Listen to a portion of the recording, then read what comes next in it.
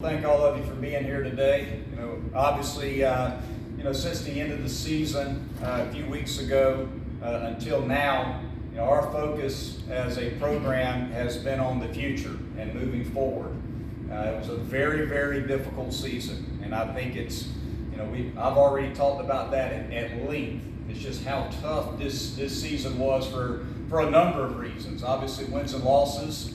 And we all understand the expectations of the program. I understand the expectations of the program, and we had a tough season from a wins and losses perspective. It's also a very difficult season with COVID and all of the things that we had to deal with, all the accommodations and challenges that going through a year like this presented for us. But this season, quite honestly, for me as the head coach and the leader of the program, it's like an open wound. And when you have an open wound, you put a bandage on it and you get busy trying to take care of what you need to take care of, which is recruiting, which is the incoming group that we have for next year. A lot of things to be excited about in the future of the program. And we got to let that wound heal. If we keep pulling on that bandage and tearing that bandage off and talking about what happened this year, we don't get busy doing what we need to be doing, which is trying to fix some of the issues and the problems that we dealt with this year. And that's my job. My job is to look at what do we need to do better, address it, make the adjustments, and move forward. And that's what we're doing. So, and we've got a lot to look forward to going into next year. We've got one of the best freshmen in the country in Caden Grice.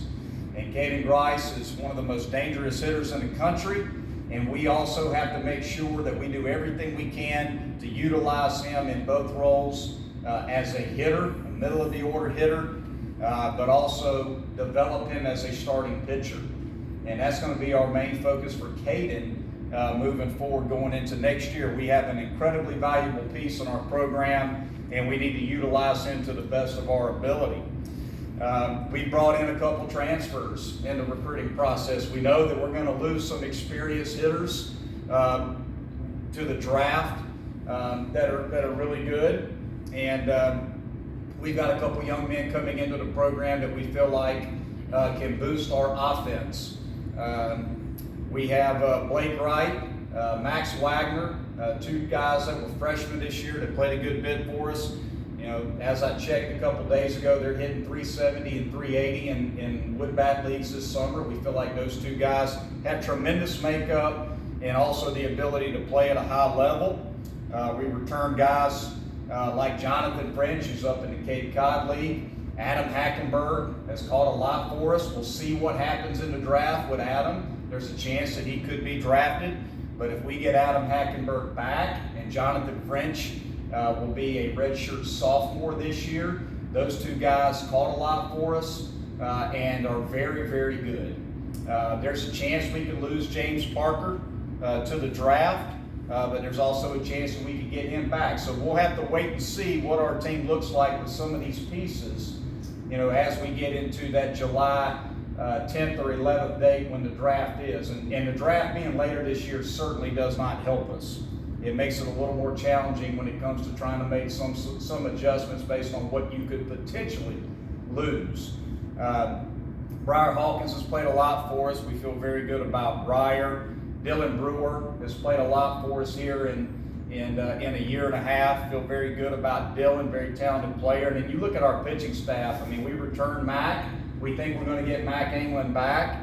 Mac was very valuable for us out of the bullpen early in the season, and then with so many injuries that we had on the pitching side, moved him into a Friday night role, and at times he showed that he could be one of the most dominating starters in our league. We've already talked about Grice. We think that Grice could be a weekend starter along with a middle of the order hitter. We don't know what's going to happen draft-wise with Davis Sharp, but we feel like there's a good chance we could have him back. And a healthy Davis Sharp on the mound and at the plate is one of the best players in the country. Jeffrey Gilbert, we all know what Gilbert brings to the table out of the bullpen. He will be back. Nick Clayton, Nick Hoffman, maybe the most valuable pitcher on our pitching staff this year was Nick Hoffman, and he returns, along with a very talented group of freshmen that we need to take the next step in Ty Olenchuk, Ricky Williams, and Alex Edmondson. So, you just look at the number of arms that we return for next year, the number of pieces that we have coming back on the offensive side, and a very talented recruiting class. Look, next year's class right now, and we all know that the draft could affect it, is ranked number 9 in the country. We have 3 top 100 players in that class. We all know again that come July, there's a lot of Major League Baseball teams that may want to call their name for those guys. 2022 class right now has 4 top 100 players in the country. And we continue in the recruiting to win the state. I mean, you just look at, again, just based on the publications, we've got the 5A Player of the Year coming into the program.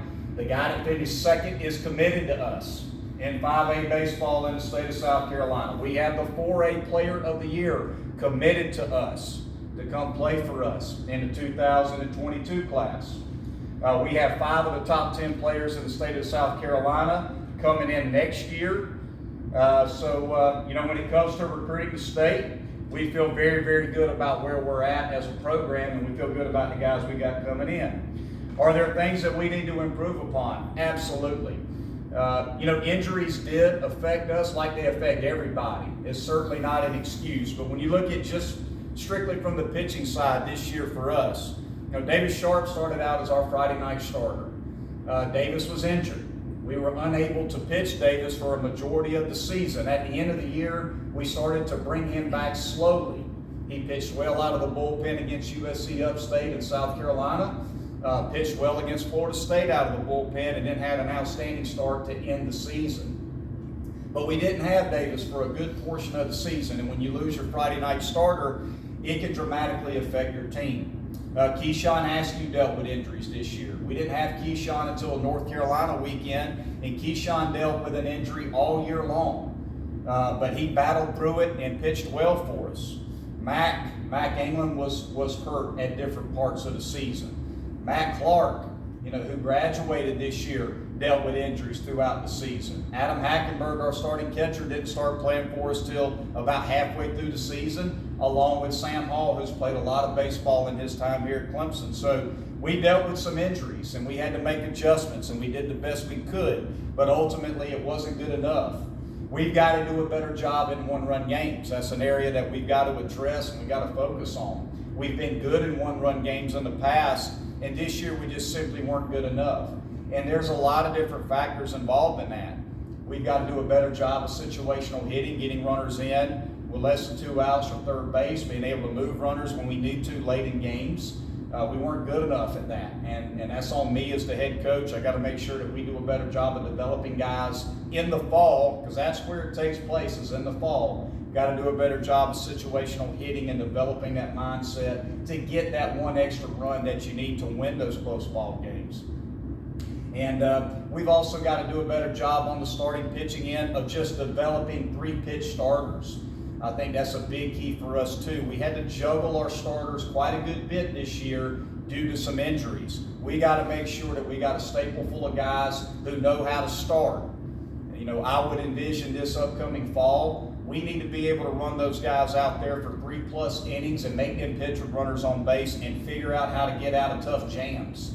Sometimes in the fall, I think we're a little too calculated in terms of pitch counts, in terms of innings. Guys know they're only going to pitch 2 to 3 innings in the fall per start and per outing, because we also have to keep our pitching staff healthy. But we also have to understand too that the most valuable piece of technology that we have in this stadium is the scoreboard, and that we have to win the scoreboard. And that's a big piece of it. So going into the fall, we have to address the number one factor when it comes to winning games, and that is we've got to compete. We absolutely have to compete, and we have to find a way to make the fall as competitive as we possibly can. And that's something that we're going to focus on going into the fall. But there's a lot of things that we are excited about moving forward. We feel like we have the right pieces in place to be successful here. I feel very good about my coaching staff, and we're ready to move forward. So I'll now take any questions that you guys